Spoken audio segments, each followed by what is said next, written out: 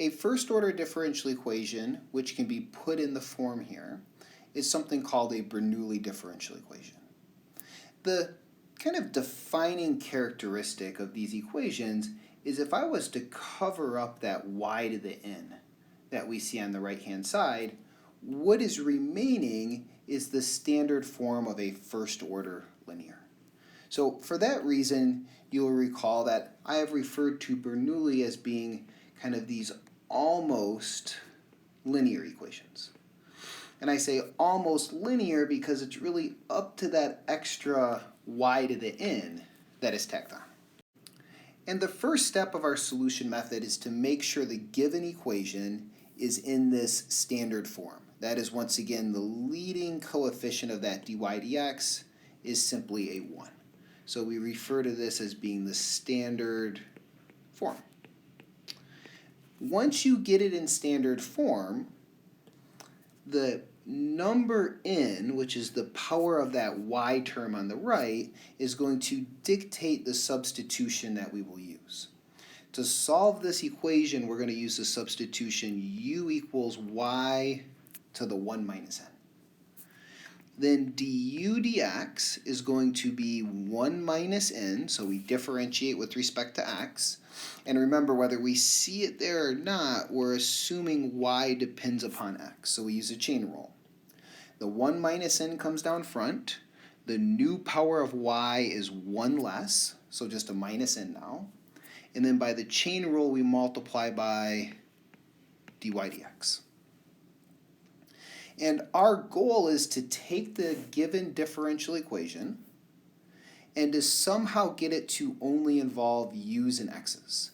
So I would like to turn the dy dx into this du dx, which requires me to multiply it by this quantity, 1 minus n y to the minus n. So we take whatever quantity is in front of the dy dx, and we multiply the differential equation by it. And our differential equation now is going to become, working from left to right, 1 minus n y to the minus n dy dx. And then in the middle term, I'm going to pull the p of x out, and then we have 1 minus n y to the minus n y to the 1, where this y is the y to the 1, and we're multiplying by that quantity. And on the right-hand side, we'll have f of x times 1 minus n y to the minus n times the y to the n, which is already there. And what I want to note is it looks messy, but it almost works out too good to be true. On the right-hand side, the y to the minus n and the y to the n cancel each other. In the middle term, that y to the minus n, y to the 1 is y to the 1 minus n. And if you look to the right, y to the 1 minus n is u. And then similarly, if you look at the first term, 1 minus n, y to the minus n dy dx, that's just du dx. So by design, this now becomes du dx plus 1 minus n p of x u equals 1 minus n f of x. And remember, for any concrete example, n is a specific number, so this 1 minus n is just a number.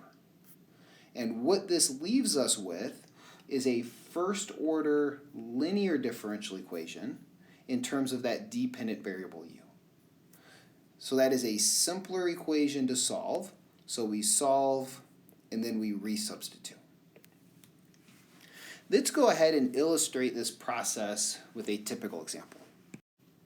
The given differential equation is first order with dependent variable y.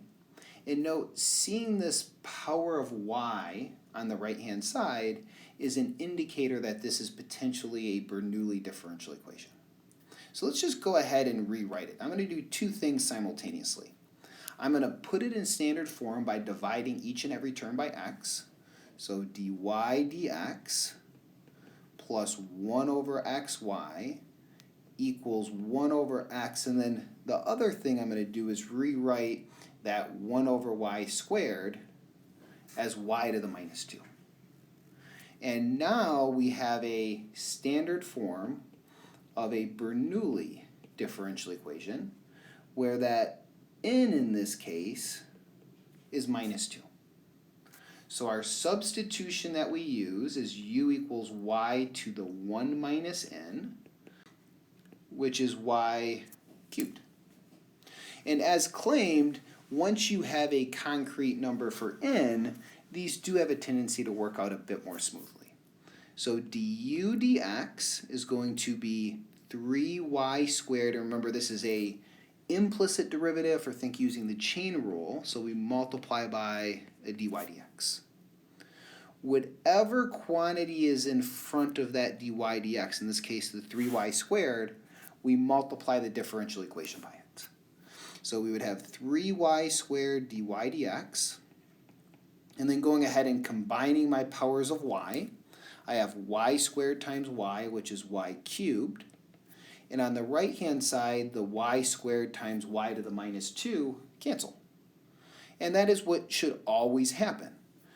The powers of y on the right cancel, the power of y left in the middle is u, and that first term, by design, is going to be your du dx.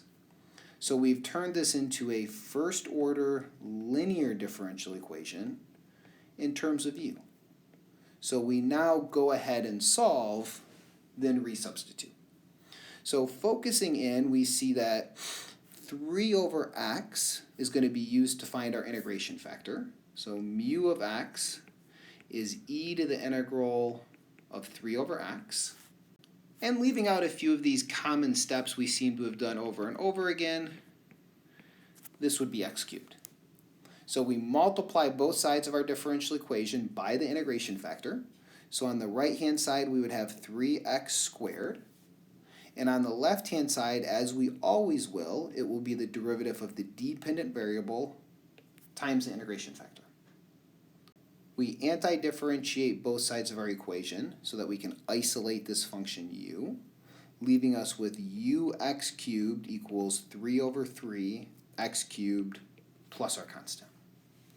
And after doing all of this work, make sure you remember to finish correctly with a resubstitution.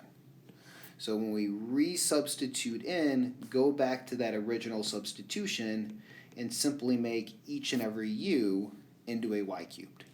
So we have y cubed x cubed is x cubed plus c.